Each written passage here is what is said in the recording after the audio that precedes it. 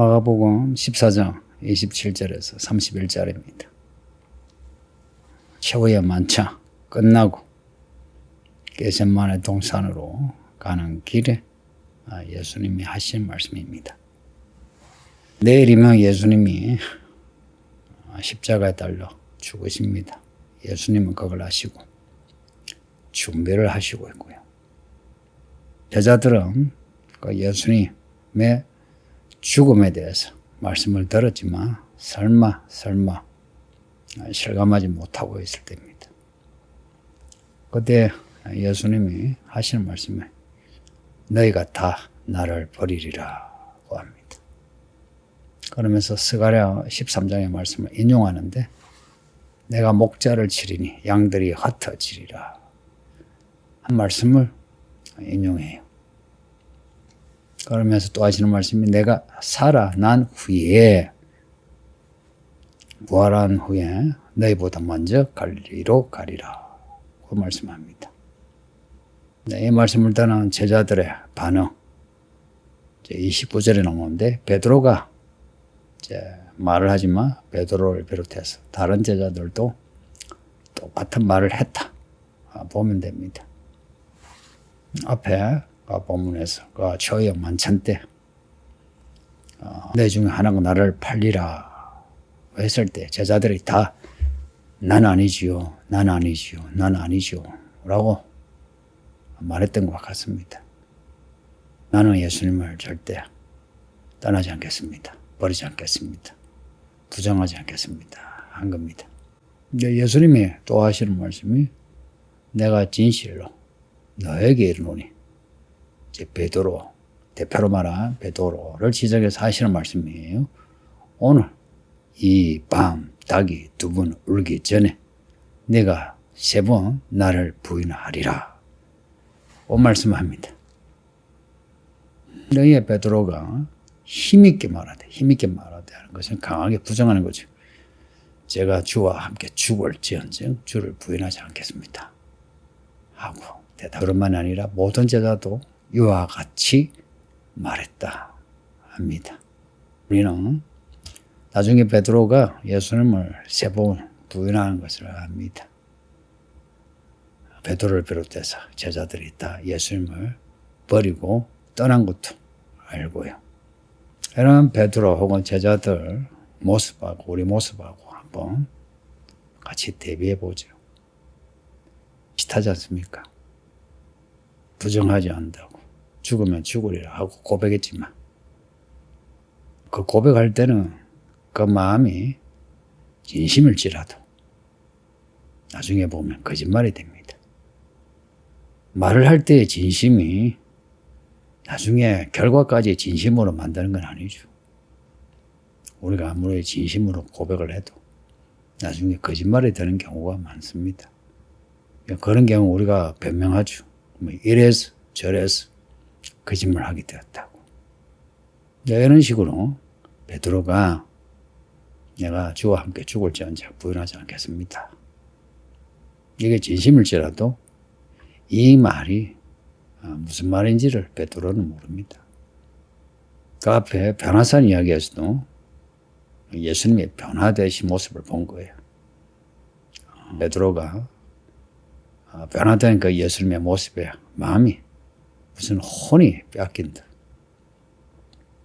초막셋을 지어 여기서 삽시다 라고 합니다. 그게 무슨 말인지도 모르고 하는 말인 겁니다. 예수님에 대한 충성심을 표현하는 말이겠죠. 그런데 그게 무슨 말인지 모른다. 그 상황이 어떤 상황인지 모른다는 겁니다. 똑같이 예수님이 지금 오늘 이 밤 닭이 2번 울기 전에 너가 나를 3번 부인하리라. 지금 이 밤의 상황이 어떤 상황인지 베드로는 모르는 거예요. 우리가 처한 상황이 무슨 상황인지 모른다면 우리는 쉽게 베드로처럼 우리의 고백을 뒤집어서 예수님을 부정하고 배신하고 떠날 수 있습니다. 돌이켜보면 우리가 살면서 얼마나 많이 예수님을 배신하고 살았는지요. 저만 해도 그렇습니다. 참 목사를 민망으로서 민망하고 나이값 생각해도 민망하고 하나님의 오래 참으심의 은혜가 아니면 참 우리 중에 누가 구원을 받을 수 있을까? 그런 생각이 늘 듭니다. 나중에 제자들이 다 예수님을 떠나게 되고 예수님은 혼자 죽는 겁니다. 예수님의 이걸 아시고 미리 말씀하심으로 나중에 제자들이 돌이킬 때 이 말씀을 생각나게 하셔서 제자들로 돌아오게 하시는 겁니다. 요한계시록을 우리에게 주시는 것도 요한계시록의 말씀 미리 주심으로 우리가 짐승의 띠에 미혹을 받을 때라도 돌이켜 주께로 돌아올 수 있게 그 동기를, 그 기회를 주시는 게 요한계시록과 같은 말씀입니다. 이후 부활하신 예수님을 봄으로 제자들이 달라지고요. 성령을 받고 새로운 사람이 되어 예수님이 당부하신 하나님의 일을 다 감당합니다. 성도님들, 지금 우리에게 필요한 건 비장한 결심, 비장한 맹세가 아닌 것 같아요. 우리에게 말씀하시는 예수님이 누구신가? 예수님이 하신 일이 무엇인가? 그 예수님이 이루신 일들을 알 때에 우리가 무슨 일을 해야 되나, 어떻게 살아야 하는가를 깨달을 수 있습니다. 모든 일의 끝이 무엇인가 알아야 우리가 하는 일을 올바르게 감당할 수 있습니다. 지금까지 우리가 베드로처럼 어떤 종교적이 아니라 믿음으로라도 고백을 했다 해도 우리가 약한 믿음으로 고백을 하고 나중에 상황을 감당하지 못해서 배신한 경우가 많죠. 그때라도 우리는 베드로와 제자들처럼 돌이켜 회복이 되어야 합니다.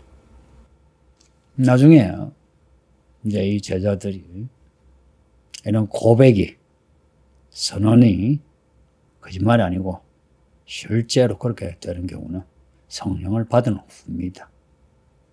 오순절에 성령을 받은 후에 제자들이 사람들에게 말한 고백을 지킬 수 있었어요. 성령을 받는다는 거 요즘 제가 강조하죠. 왜 강조하느냐? 지금은 성령을 받을 때입니다.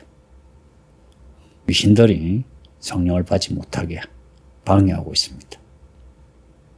여러분 각자에게 여러분의 믿음을 방해하려고 난립니다. 그러니 더욱더 말씀을 읽고 말씀으로 기도하세요. 해서 우리가 주신다 하시는 성령을 받으셔야 합니다. 성령 주세요, 성령 주세요 하지 않아도 우리가 말씀을 읽고 듣고 말씀을 지켜 행하고 하나님의 나라의 그 의를 구할 때에 하나님의 일을 이루시는 성령을 우리에게 부어주십니다. 성령 세례는 허구이거나 어떤 종교적인 환상이 아니에요. 사실입니다. 사건이에요. 모든 사건을 새롭게 보게 하는 사건입니다. 이 마지막 날에 대부분 교회, 대부분 성도가 예수님을 떠나게 된답니다. 짐승이 권세를 가지고 교회를 칠 때 교회들이 무너진답니다. 코로나 때 생각해 보세요. 얼마나 많은 교회 성도들이 스스로 이 세상 권세에 무릎을 꿇었는지 변명을 하죠. 교회를 지키기 위해서, 성도를 지키기 위해서, 혹은 성도들의 건강을 지키기 위해서. 근데 법보다 혹은 성도들의 건강보다 더 중요한 게 있습니다. 하나님을 경외하는 예배입니다. 그렇다고 해서 사람이 죽어도 예배를 해야 된다, 이거 아닌 거 아시죠? 교회 그리고 성도들이 스스로 기가 꺾여서 무릎을 꿇었다는 겁니다. 일제 때에 신사 참여하고 다르지 않습니다. 지금 우리에게 주어진 시간은 단단한 믿음으로 다져야 하는 기회입니다. 지금까지 우리가 믿음의 치기로 주와 함께 죽을지언정 주를 부인하지 않겠습니다 했던 거. 그 믿음의 치기 어린 고백일지라도 그 고백이 진짜 우리의 믿음이 되도록 성령 받으세요. 성령 충만하세요. 바울이 복음을 전할 때 성령을 따라 성령을 순종하여 성령 안에서 복음을 전했다는 거 잊지 마세요. 요한계시록 요한도 성령의 감동으로 하늘의 장면을 보고 말씀을 들었어요.